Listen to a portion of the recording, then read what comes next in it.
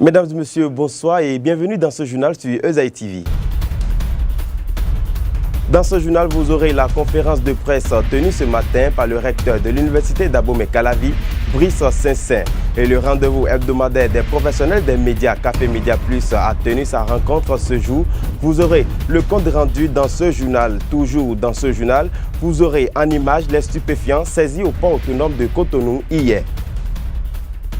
Bienvenue à toutes et à tous. Le recteur de l'Université d'Abomey-Calavi, Brice Saint-Saint, a tenu ce matin une conférence de presse afin d'éclairer l'opinion publique sur les différentes raisons qui prévaut la crise actuelle à l'Université d'Abomey-Calavi, notamment à la Flash. On l'écoute au micro de Abdelkader Achirou.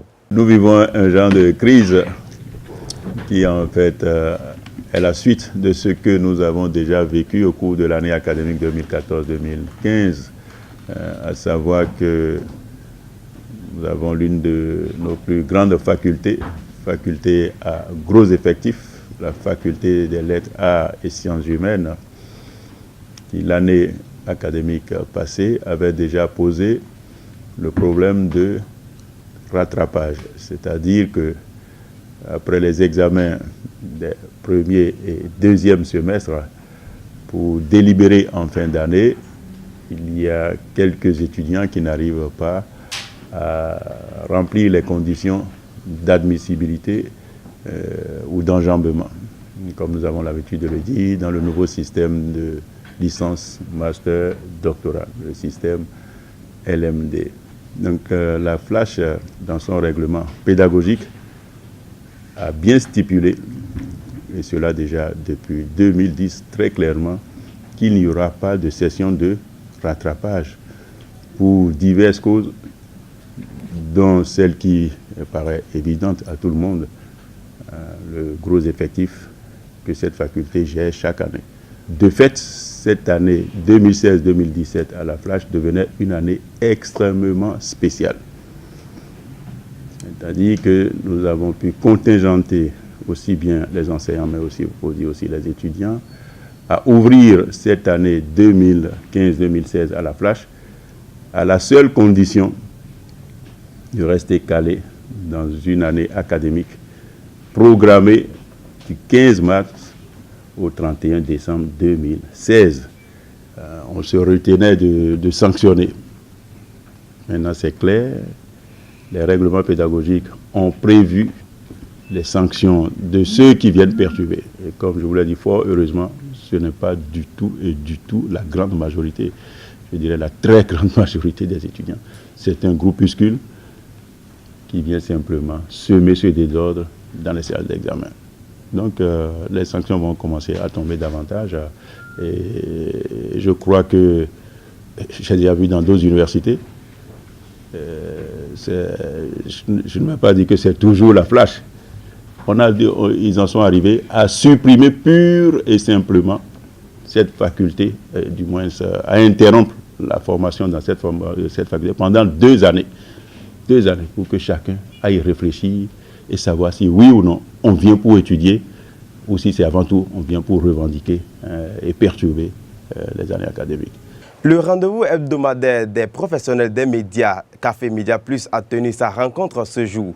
Dans les causeries, les actions du gouvernement de Patrice Talon, sa sortie médiatique à l'occasion du 1er août sont les points décryptés. Suivons ce compte rendu. Après 2 rendez-vous manqués de Café Média Plus, les professionnels des médias se sont réunis ce jour autour des questions sur la gouvernance de Patrice Talon, sa stratégie de communication, ses réformes engagées et d'autres actions du gouvernement de la rupture sont mises sur tapis. La sortie médiatique du président de la République à l'occasion du 1er août est décryptée dans le premier panel autour des invités avérés pour ces questions. De mon point de vue, ça aurait été une bonne action de communication s'il avait en face de lui des journalistes, rien que des journalistes, c'est-à-dire dans un schéma conférence de presse. Comme ça se voit ailleurs. Le président de la République se retrouve et il se laisse confronter aux préoccupations des journalistes, des hommes de médias. Ça n'a pas été le cas. Et je me dis, même si l'émission, on le sait, forcément a été préparée, on a remarqué qu'il y avait de la lourdeur, il y avait une sorte de pesanteur qui a émaillé toute l'activité dans son déploiement parce que les journalistes ne s'étaient pas vraiment livrés. J'ai trouvé un Patrice Talon, président de la République, excellent communicant. Excellent communicant. À travers sa posture, à travers sa gestuelle, à travers la clarté de ses réponses, à travers le postulat de dire la vérité, sa vérité à lui. Dans le second panel, Orden Aladatin, député à l'Assemblée nationale, s'installe à son tour pour donner son avis sur les actions du gouvernement de Patrice Talon qui, selon lui, sont les bienvenus dans la République du Bénin. Les concours frauduleux, bon, moi je suis content, on m'a gazé pour ça. On m'a gazé. Quand le président Yahi Boni a parlé de sang de mouton, j'étais dedans. Hein? Nous avons marché pour qu'on annule. On ne peut pas ne pas annuler ça. Au lendemain de 90, quand les députés ont voulu contraindre le président Soglo à augmenter les salaires, j'étais déjà contre. Parce que j'étais d'accord avec le président Soglo qui a dit que c'est les performances macroéconomiques qui doivent être redistribuées. Si nous voulons construire le pays et que nous n'améliorons pas l'économie et que tout le monde demande tout de suite et maintenant à être servi, j'ai déjà dit sur une radio, vous serez servi aujourd'hui, mais vous n'aurez pas l'assurance d'être servi demain. Les actions qui semblent fâcheuses dans le gouvernement de Patrice Talon et sa sortie médiatique à l'occasion du 1er août de 2016 sont les points décryptés dans le rendez-vous hebdomadaire de Café Média Plus de ce jour. Une rencontre de travail s'est tenue du 3 au 4 août 2016 entre les responsables des douanes béninoises et nigérianes. L'objectif de cette rencontre est d'améliorer les relations entre les deux États frères pour une parfaite coopération bilatérale. Abdelkader Achirou pour le compte rendu. Une rencontre a eu lieu au Bénin entre les directeurs généraux des douanes du Bénin et ceux du Nigeria. L'objectif de cette séance est d'examiner l'état de mise en œuvre du protocole d'accord du 23 juillet 2015 signé par les directeurs généraux des deux administrations douanières afin d'identifier les nouvelles actions à mener pour une mise en œuvre satisfaisante des recommandations issues de ce protocole. Il faut remarquer aujourd'hui que nous sommes à l'ère de l'informatisation. Aujourd'hui, nous ne pouvons plus rien faire si nous n'allons pas à l'informatisation. Nous avons des défis de sécurité, on l'a dit tout à l'heure. Nous avons des défis de mobilisation de recettes. Nous avons des défis de lutte contre la fraude.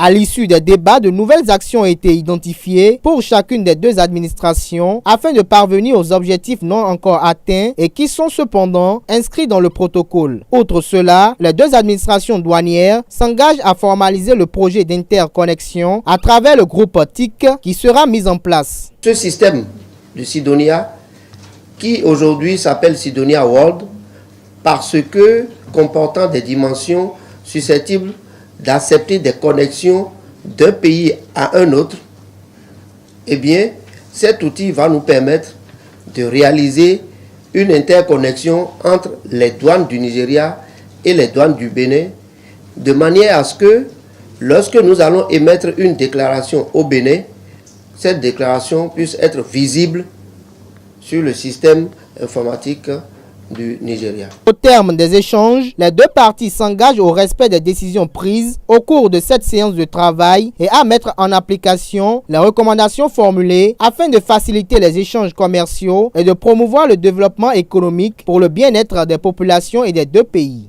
Le ministre de l'Intérieur et son collègue de l'Économie et des Finances se sont rendus au port autonome de Cotonou hier à la suite de l'arrêt d'une importante qualité de drogue dans un conteneur par les éléments de l'unité mixte de contrôle du conteneur entendu. Le compte rendu est signé Abdelkader Achirou.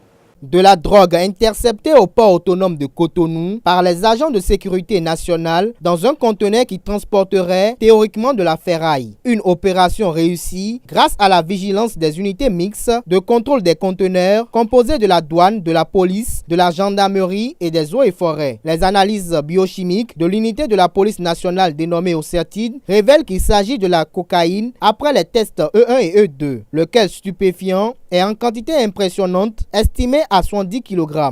C'est très préoccupant pour notre pays parce que cela veut dire que notre pays est identifié comme un pays où on peut passer facilement avec tel produit. Ceci est très préoccupant pour la population. Ça veut dire probablement on a des citoyens qui s'adonnent. Mais à l'enquête, on s'aperçoit que c'est des citoyens des pays voisins qui ont cru qu'il était facile de faire passer des produits aussi illégaux par notre port. Mais heureusement, on a mis la main sur eux. Et ce n'est pas pour la première fois, mais cette prise est importante. C'est ça qui nous pousse à venir et le constater. Les trafiquants ont pris le soin de dissimuler leurs produits dans des palettes de bois afin de leurrer les différents contrôles de conteneurs. Il faut souligner au passage que le conteneur en question a été soumis à la fouille depuis 1 mois et demi environ. Le ministre de l'Intérieur a félicité les éléments de l'UMCC et les encourage à poursuivre leur combat patriotique. Oui, il y a les instruments, il y a aussi la qualité du personnel et des hommes qui manipulent ces instruments. Et cela aussi encourage le gouvernement à équiper davantage toutes ces unités qui travaillent pour nous. Et je voudrais profiter pour dire aussi qu'on a une situation similaire au port, à l'aéroport. Et là, c'est des citoyens béninois où on est en train de courir derrière. On a mis la main sur le produit qu'ils transportaient, mais on pense dans les jours à venir mettre la main sur les auteurs. C'est d'autant plus inquiétant que ça met à terme la vie de certains de nos citoyens qui vont dans les pays où les gens sont plus équipés, croyant en partant d'ici qu'ils peuvent s'en sortir. Mais généralement, ils sont arrêtés à l'extérieur et il est impossible, selon les conventions que notre pays a signées, de pouvoir les rapatrier. Depuis hier soir, en présence des autorités judiciaires, l'État béninois a procédé à la destruction de toute la drogue saisie en présence du greffier en chef. Le ministre Saka Lafia a saisi l'occasion pour mettre en garde les trafiquants de drogue, mais aussi rassurer les citoyens béninois en leur promettant que le Bénin ne sera jamais une plate tournante de la drogue. Les 6 athlètes qui représentent le Bénin aux Jeux Olympiques sont déjà à Rio 2016. Yemi Akwiti, le manieur de sabre, a été désigné comme porte-drapeau de la délégation béninoise qui affichera complet dès ce samedi. Les Béninois à Rio de Janeiro 2016, un commentaire de Leandro Kodo. Les 31e Jeux Olympiques d'été se déroulent du 5 au 21 août à Rio au Brésil. À la veille de la cérémonie officielle d'ouverture, la délégation béninoise avec son effectif de 6 athlètes est déjà au complet. La nageuse de 15 ans du 50 mètres, Laraïba Sebou, dernière venue du groupe, a déposé ses valises à Rio depuis ce mercredi 3 août en provenance de New York. L'arrivée de Laraïba au village olympique a coïncidé avec celle de la délégation jamaïcaine et de son champion Usain Bolt. En natation, Jules Besson plongera pour le 50 mètres nage libre le jeudi 11 août et Laraïba Sebou débutera les séries le vendredi 12 août. Noël Yarigo, la seconde dame de la délégation, s'élancera sur le 800 mètres aux côtés des hommes, à savoir Didier Kiki aux 200 mètres, Celtus Dosiovo qui foulera le tatami et enfin le porte-drapeau béninois Yemi Apiti maniera le sabre en individuel pour les 16e de finale. Les entraîneurs sélectionnés sont Zéphirin Ronkenou en athlétisme, Bola Apiti à l'escrime, Auguste Kofi Anani au judo et Phil Lacoussan en natation, Esther Ojo Agbouton, chef de la délégation du Bénin aux Jeux Olympiques, qui comportera aussi Julien Minavois, président du Comité national olympique et sportif béninois CNOSOB, Jean-Claude Talon, vice-président du CNSOB, vice-président du CNSOB, Ali Yaro de la direction du sport d'élite au ministère des Sports ou encore Fernando Ressou, secrétaire général adjoint du CNSOB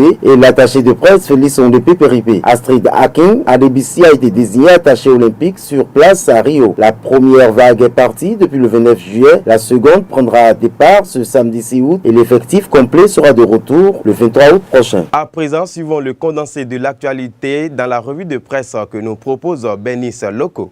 Que nous propose la une des journaux parus ce jour? Le quotidien Les 4 vérités interroge le gouvernement Talon à propos du dialogue au sujet de l'annulation de l'année académique 2015-2016 à la faculté des lettres, arts et sciences humaines.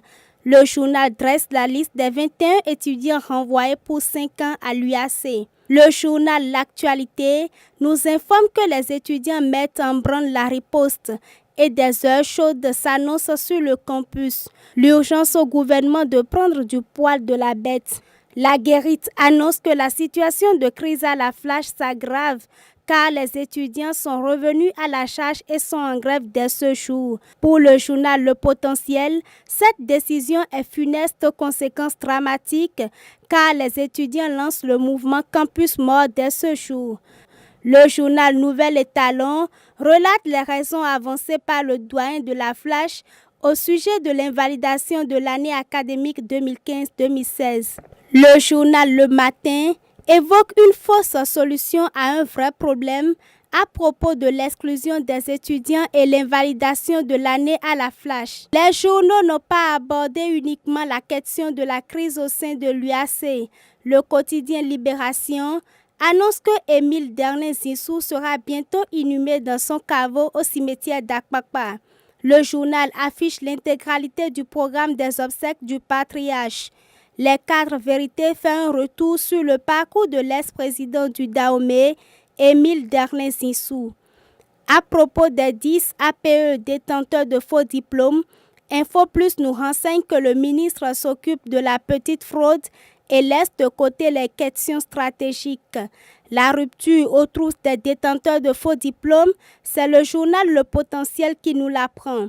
Lutte contre les faux diplômes dans l'administration publique, Libération titre que Patrice Talon donne de l'insomnie aux cadres tricheurs. Faisons un tour à l'étranger pour prendre connaissance des informations d'outre-mer, relayées ici par Billy Laibi. En Côte d'Ivoire, 2 militaires sont condamnés à 10 ans de prison ferme.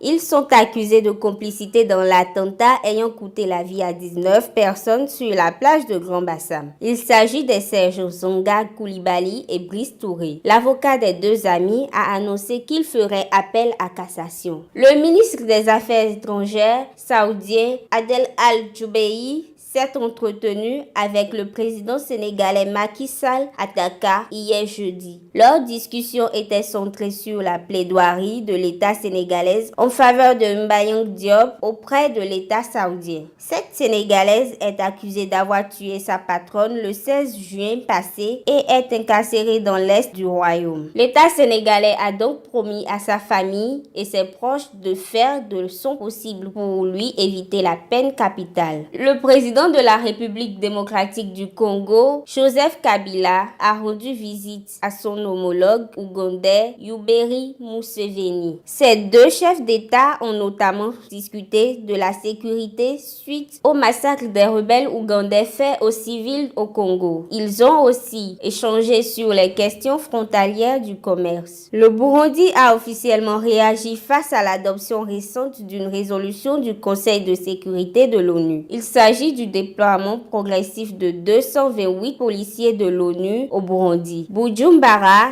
s'y est opposé. Mais le secrétariat général des Nations Unies plaide pour un consentement politique inclusif puis espère que le Conseil de sécurité onusien pourra continuer son travail avec le pays. Mesdames et messieurs, c'est la fin de ce journal. Merci de nous avoir suivis. Restez connectés sur le www.ezaitv.com et suivez Info Hebdo demain avec l'équipe de la rédaction.